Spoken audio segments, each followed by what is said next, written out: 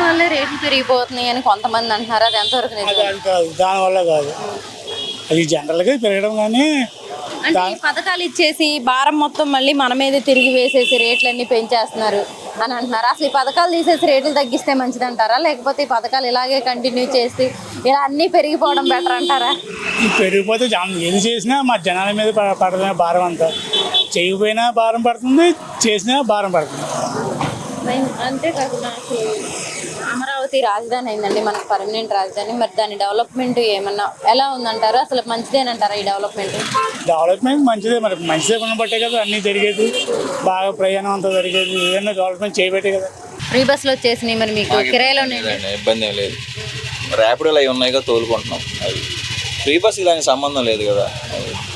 అంటే ఆటోలో కొంతమంది అసలు మాకు కిరాయిలు లేవు అంటున్నారు. అవి సర్వీస్ ఆటోలు పల్లెటూరులో వాళ్ళకండి, సిటీలో అందరికీ ఉంటున్నాయి. ఏముంది, ర్యాపిడోలు ఉన్నాయి, అన్నీ ఉన్నాయి కదా, తోలుకుంటున్నాం. ఒకటి మాకు ఏంటంటే బ్యాటరీ ఆటోలు ఎక్కువైపోయినాయి.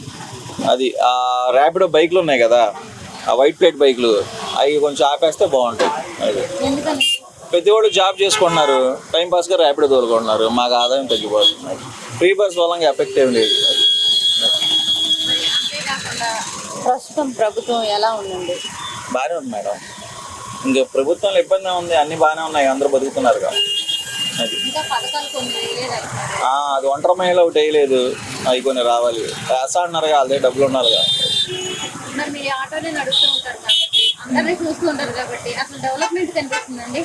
డెవలప్మెంట్ అవుతుందిగా, అవ్వకుండా ఎట్లా ఉంటుంది, అవుతుందిగా. అది మొన్న అమరావతి కూడా వెళ్ళా, మొత్తం బిల్డింగ్లు అవన్నీ కడుతున్నారు కదా.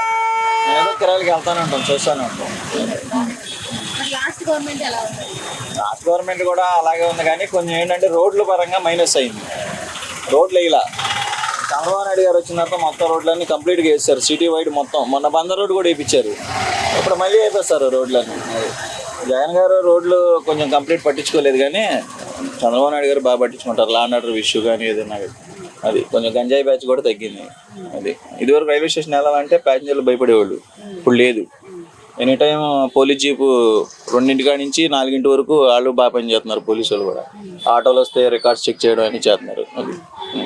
మరి అంతేకాకుండా అసలు ఆయన విజనరీ ఎలా ఉంటుందండి? చంద్రబాబు నాయుడు గారు విజనరీ కానీ ఆయన పనితీరు కానీ. ఆయన మెయిన్ అంబిషన్ ఏంటంటే డెవలప్ మేడం. నెక్స్ట్ భవిష్యత్తుకి నెక్స్ట్ వాళ్ళకి ఇది ఉండాలని చేస్తూ ఉంటారు ఆయన. అది చదువుకున్న పిల్లలు అటు ఇటు, ఇప్పుడు వీళ్ళున్నారు సాఫ్ట్వేర్ ఎంప్లాయీస్, మేము ఆటోలు తిప్పుతూ ఉంటాం. వాళ్ళు వీక్లీ హైదరాబాద్ విజయవాడ ట్రావెల్ చేస్తూ ఉంటారు. ఇప్పుడు ఆయన ఐటీ అమరావతిలో పెట్టాలని ఆయన ఇది, అది ఎటు వెళ్ళకుండా. అది మరి రానున్న రోజుల్లో ప్రభుత్వాలు ఇలాగే ఉంటాయి అనుకుంటున్నారా, మారుతాయి అనుకుంటున్నారా? మేడం చెప్పలేము. అది ఇప్పుడు మీ డిసిషన్ మీది, నా డిసిషన్ నాది, అది చెప్పలేం కదా.